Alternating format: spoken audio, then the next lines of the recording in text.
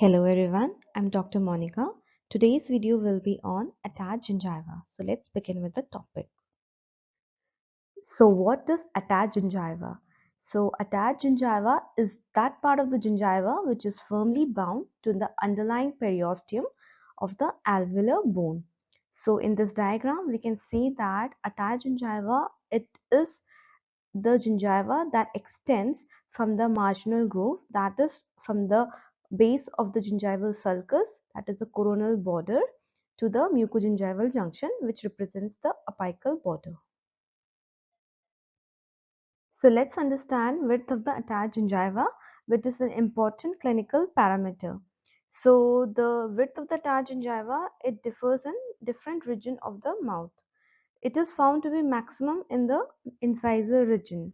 In the maxilla, it varies between 3.5 to 4.5 mm, and in the mandible, it ranges between 3.3 to 3.9 mm.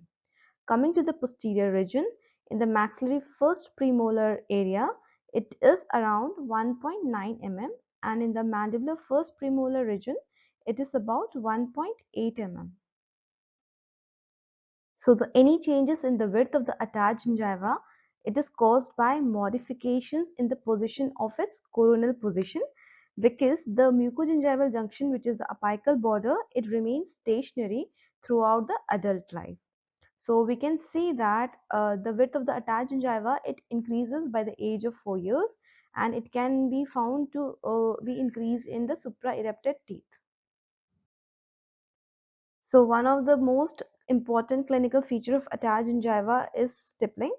It is the textured gingival surface which appears similar to that of an orange peel.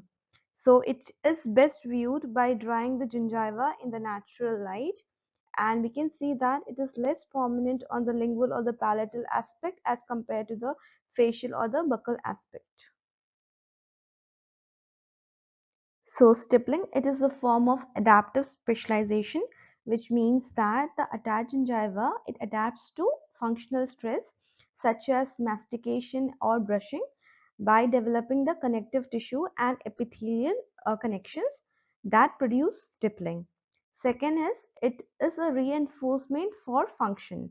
So with continuous functional use such as chewing or brushing, so it enhances keratinization and the fiber arrangement that will make the stippling more prominent. Next is stippling. It is a feature of healthy gingiva. That means that the reduction or any loss of stippling, it is a common sign of gingival disease. So there can be variation of stippling in various ages. So stippling, it is usually absent during infancy, and it appears in some children at about 5 years of age, which then increases until adulthood, and it disappears during old age. So microscopically, stippling, it is produced by the alternate rounded protuberances and the depressions in the gingival surface. So the papillary layer of the connective tissue, it projects into the elevations, and the elevated and the depressed areas, they are covered by stratified squamous epithelium. Also, the degree of keratinization is associated with prominence of stippling.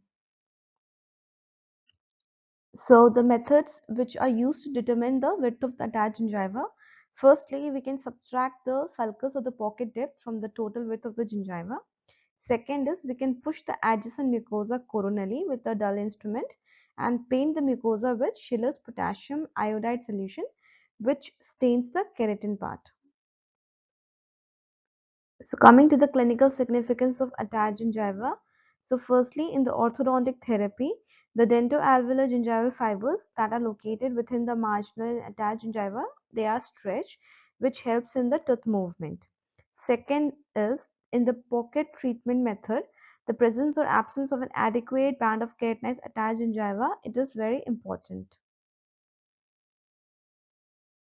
Thirdly, we can see that in the diffuse gingivitis, the attached gingiva along with the gingival margin and the interdental papillae, they are affected.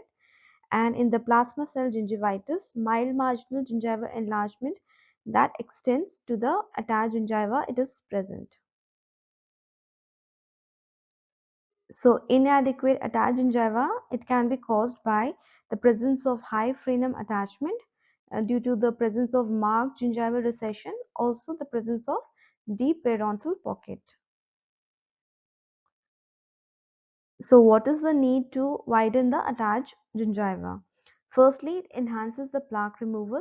Secondly, it improves the aesthetics. Thirdly, it reduces the inflammation around any restored teeth.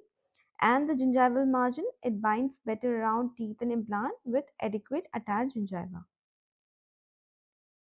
So talking about few gingival augmentation techniques, apical to recession.